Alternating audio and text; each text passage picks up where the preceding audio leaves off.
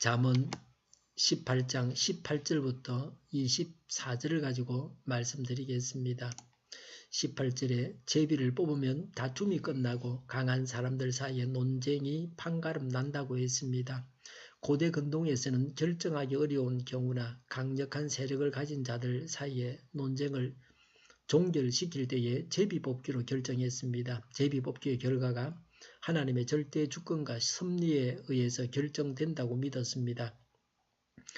여호수아 14장 2절에 주님께서 모세에게 명령하신 대로 그들은 제비를 뽑아서 9지파와 둘로 나뉜 한 지파의 반쪽에게 땅을 유산으로 나누어 주었다고 했습니다. 이스라엘 백성들이 가나안 정복 후에 제비 뽑기를 통해 각 지파의 영토를 나눈 것도 이런 사상에 기초합니다. 19절에 노엽게 한 친척과 가까워지기는 견고한 성을 함락시키는 것보다 어려우니 그 다툼은 마치 꺾이지 않는 성문의 빗장과 같다 그랬습니다. 상처를 받은 마음을 닫기 때문에 그와 다시 화목하기란 어렵습니다. 사람의 마음을 주장하는 것은 사람이 아니고 하나님뿐이십니다. 눈에 보이는 어떤 것이 굽어 있으면 힘으로 펼 수 있습니다. 그러나 사람의 마음은 보이지 않고 사람이 움직이기 어렵습니다. 마음이 상하면 치유가 어렵습니다. 마음이 상하지 않도록 각별히 늘 유의해야 합니다. 20절에 사람의 입에서 나오는 말의 열매가 사람의 배를 채워주고 그 입술에서 나오는 말의 결과로 만족하게 된다고 했습니다. 잘못된 말을 하면 수치를 당합니다. 바른 말을 하면 칭찬과 존경을 받게 됩니다. 여러 사람의 입장과 모든 측면을 고려해서 말을 잘 해야 합니다. 21절에 죽고 사는 것이 혀의 힘에 달렸으니 혀를 잘 쓰는 사람은 그 열매를 먹는다고 했습니다. 말이 그 사람을 죽이기도 하고 살리기도 합니다. 그래서 말을 잘 하는 사람이 성공합니다.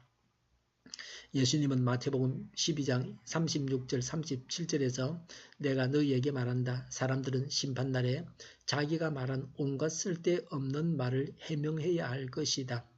너는 내가 한 말로 무죄 선고를 받기도 하고 유죄 선고를 받기도 할 것이다 라고 했습니다.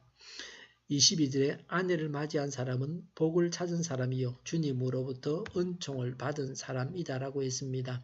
아내는 정숙하고 현명한 아내, 좋은 아내를 말합니다.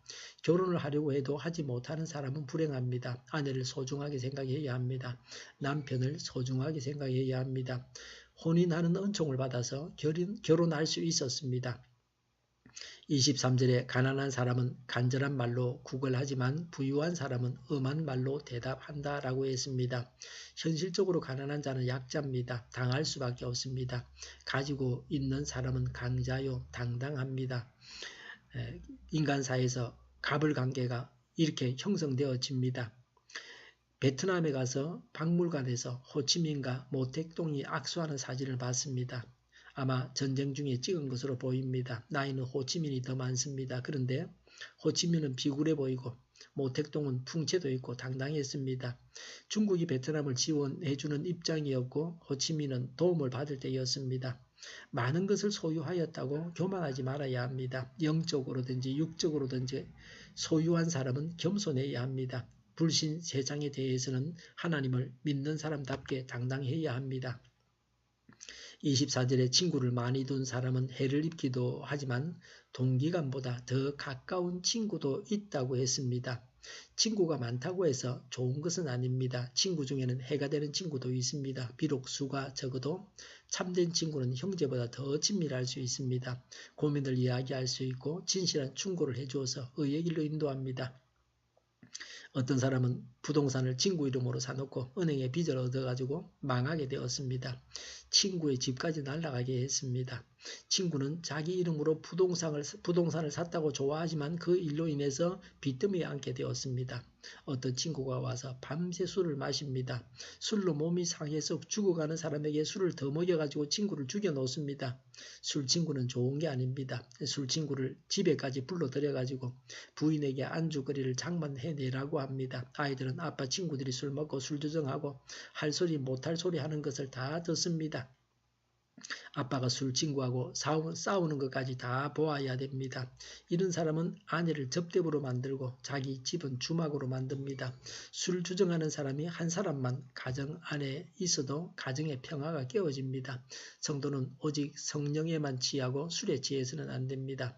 하나님의 뜻이 제비로 나타납니다. 하나님의 말씀대로 살아서 지혜롭게 살고 기뻐하고 또 즐거워하면서 행복하게 살아야 합니다. 기도하겠습니다. 하나님의 말씀대로 살아서 지혜롭게 살고 기뻐하고 또 즐거워하면서 행복하게 하여 주시옵소서.